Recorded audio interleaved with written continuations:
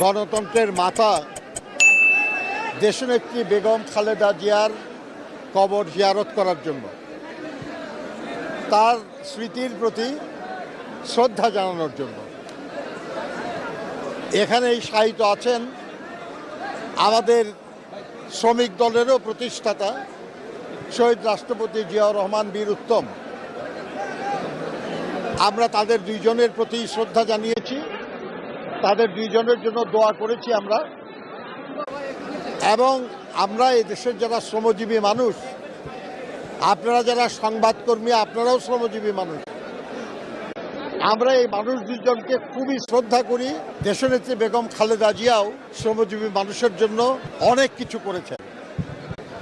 British আমল থেকে যে শ্রম আইনগুলি ছিল এর অনেকগুলি পরস্পর বিরোধী ছিল এবং এতগুলি আইন নিয়ে কাজ করা শ্রমিক আন্দোলনের জন্য এবং দেশের জন্য কষ্টকর ছিল। উনিই প্রথম 2006 সালে বাংলাদেশ লেবার কোড এটা প্রণয়ন করেন, অনুমোদন করেন। আজকে একটা মাত্র শ্রম আইন দিয়ে আমরা শ্রমিক আন্দোলন করি এবং শ্রম বিষয়ে রাষ্ট্র পরিচালিত হয়।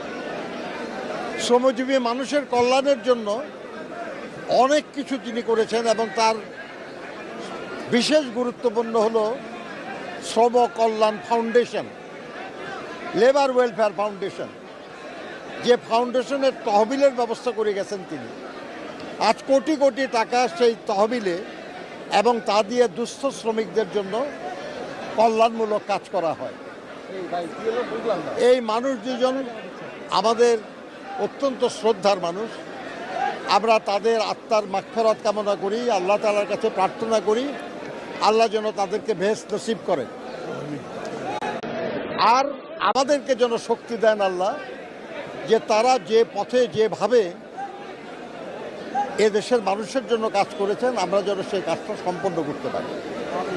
বন্ধুগণ, একটা দেশের উন্নয়ন, অগ্রগতি এটা নির্ভর করে সে দেশের শ্রমজীবী মানুষের কাজের মাধ্যমে, কাজের উপর।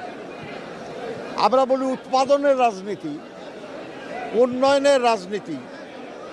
উৎপাদন ছাড়া উন্নয়ন হয় না, আর উৎপাদনের মূল হাতিয়ার হলো শ্রমজীবী মানুষ।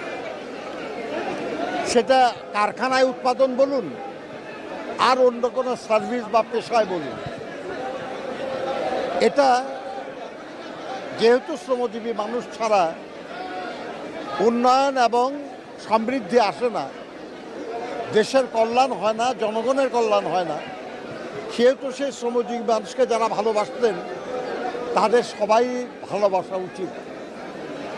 আমরা এই ভালোবাসা, এই শ্রদ্ধা প্রদর্শনের জন্যই মূলত আজকে এখানে এসেছি।